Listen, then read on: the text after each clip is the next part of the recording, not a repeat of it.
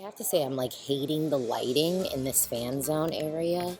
The lighting is ridiculous. I can't. Hey Eurovision fam, it is day 4. I'm back in the fan zone area at the press center right next to the Globe, where everything is going to be going down next Saturday. Today was another day of rehearsals, and we got to see basically the last half of semifinal 2, which everyone's been saying semifinal 2 was the weaker semi, but I said from the beginning that I actually had a harder time picking the 10 songs that I really wanted to go through than I did for the first time around. I feel like the semifinal one, the songs that we're going through were pretty clear. Now, whether I like the song a lot or not, totally different. But I felt like it was way easier for me to pick in semifinal 1 my favorites. In semifinal 2, I really had a lot of songs I sort of felt similarly about. So let's start. It's crazy because I feel like I had a lot of positive things to say the other day, and I wasn't in like the best mood, to be completely honest. But today I feel like I'm in a way better mood.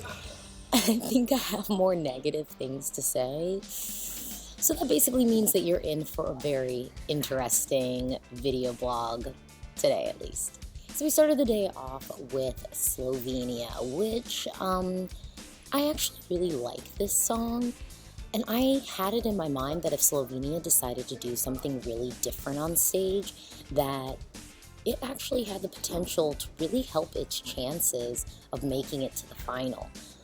Unfortunately, with the stage show that we got, I mean, it was pretty simple. It was pretty straightforward, which that's not always a bad thing, but I definitely will say that the styling, even though I don't think that's going to be the styling we're seeing, it was something about the performance that felt very simple. And of course they do pyro at the end, but nowadays, if you're not climbing on an LED wall, I mean, what you're doing is pretty much basic, okay?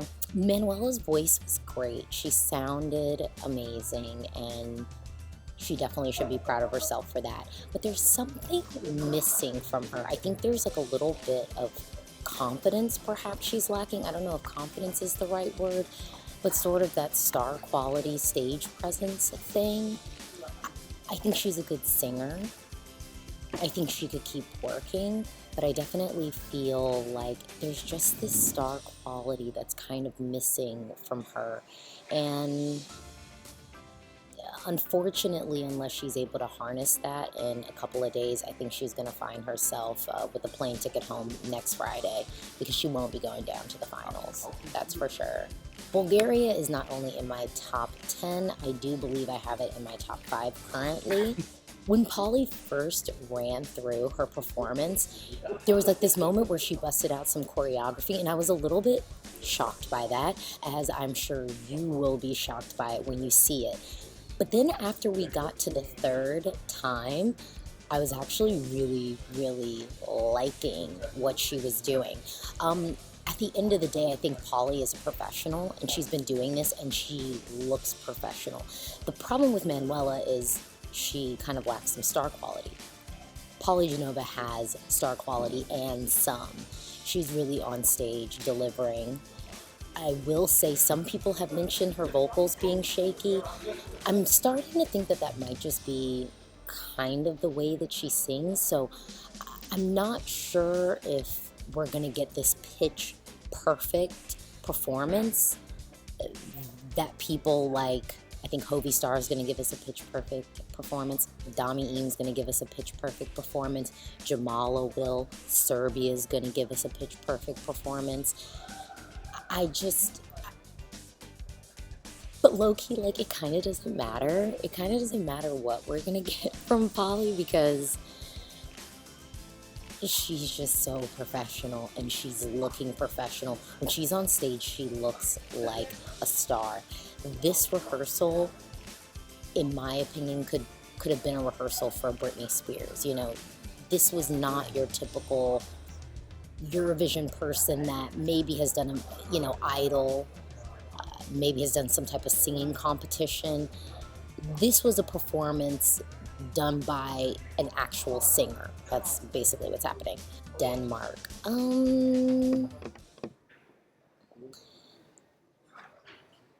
So Denmark's rehearsal started off a little bit rocky, but I actually kind of liked the way that they approached it, because Essentially, I know it's 3 guys and I don't know each of their names, and I might not need to know each of their names because, one, Denmark is probably not going to go to the final.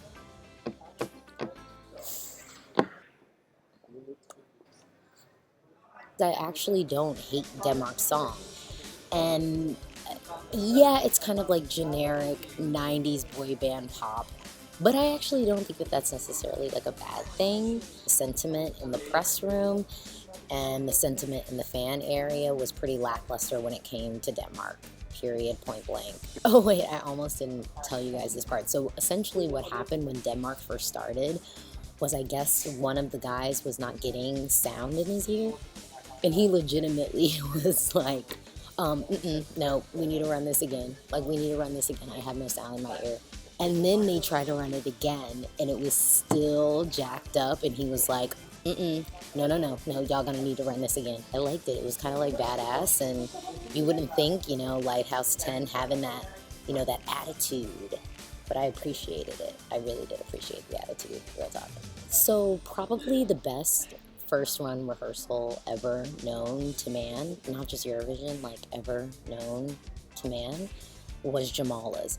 She ran through her song 3 times, and it was pretty much perfect each and every time. I mean, Ukraine's song has been one of my favorites from the beginning, so I wasn't really surprised. But then again, there were some surprises yesterday when people were running through their rehearsals, and there were some surprises from the first day of rehearsals.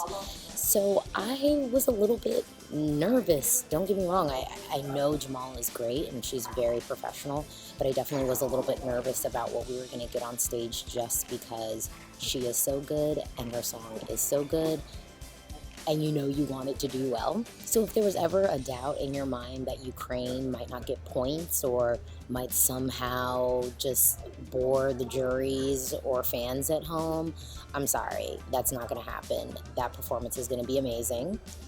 People at home might cry, and people are going to pick up their phones and vote for Jamala, as they should. So I wasn't really enthusiastic or a fan of Norway's, to be completely honest. The key change, song change, bridge in the place of chorus mode wasn't exactly something that I was enthusiastic about, and I thought that the song might grow on me, but it just hasn't happened yet, and I'm not ruling it out. The song very well may grow on me. I've got 3 more times to listen to it in the rehearsals, and again, yeah, it could totally grow on me, but doubtful. I just don't think it's going to be happening. The staging is actually quite similar to what we saw in the national final, except she doesn't have the boxing steps. And she now has some girl in a leotard dancing behind her, which is just really pointless. And I'm just wondering why she didn't opt to just do this all on her own, solo on stage. I mean, the performance is pretty much about her. The camera for the bulk of the performance is focused on her. So then why even have some like rando woman in the background dancing? Like, no one cares about that. People want to listen to the song. I mean, I say all this, but it doesn't really matter because Norway's still going to qualify. It's still going to be in the final. But they're writing an extra check for somebody else in the background that really doesn't need to be there. So for some people, their biggest surprise is probably going to be Georgia. I'm not surprised by it because I liked the song from the beginning and everyone was telling me that I was crazy. And I understand, I might be crazy for liking Georgia's song, but I mean, they're giving me 90s Britpop realness and the performance is amazing. I'm actually saying now that I think Georgia could totally qualify. The way that they've decided to stage it is amazing. It's really cool. Like, the staging actually looks like a music video. It looks like a performance of an actual rock band.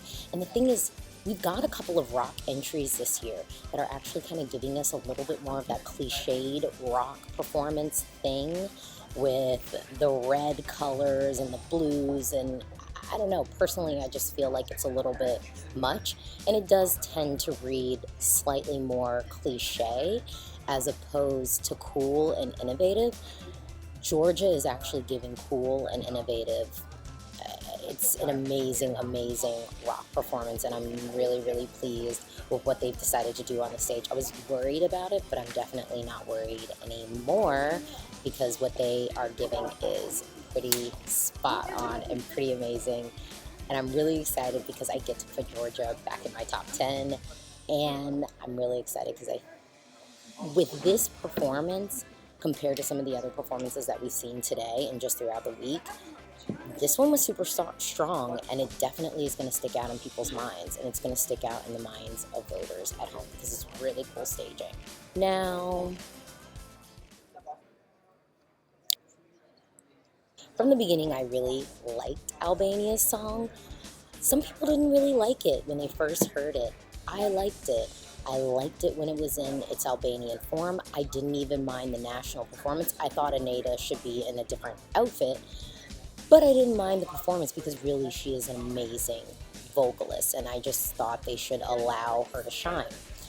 Now, when they decided to revamp it and then put it in English, things became extremely concerning. And I hate to say that that concern still carries some weight. The staging is very simple. She does have backing vocalists that you can see. They are sort of on stage.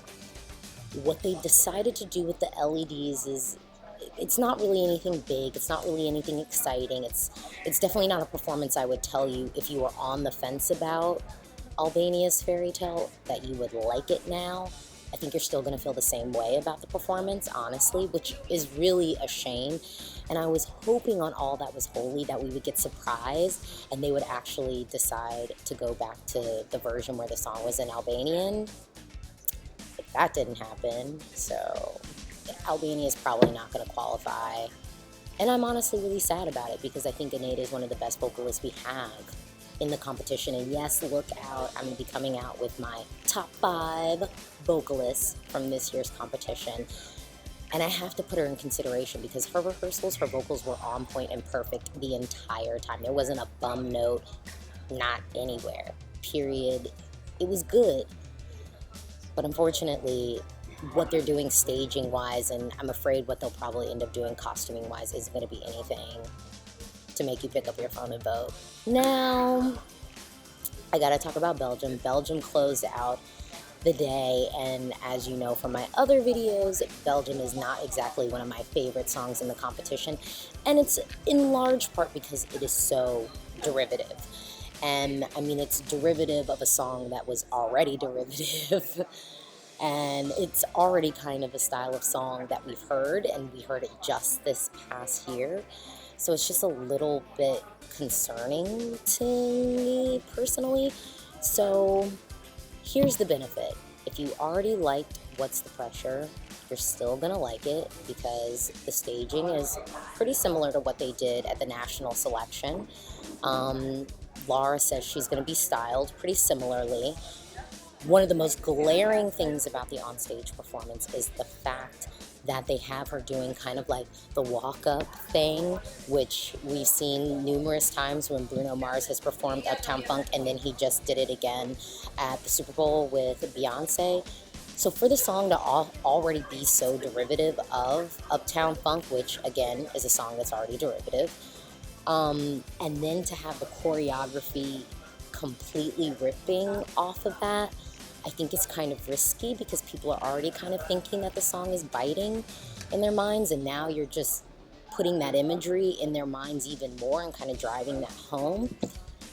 But at the end of the day, I mean, Laura's vocals were fine. The dancers were fine. I think what this comes down to is, do you like the song or do you not like the song? I'm not really a fan of just the song, but the performance was good. The presentation was good. This could go on to the final, especially compared to what we've seen this week. This could definitely go on to the final, but that doesn't necessarily mean that it should. All right, I am done. That is a wrap-up of day 4.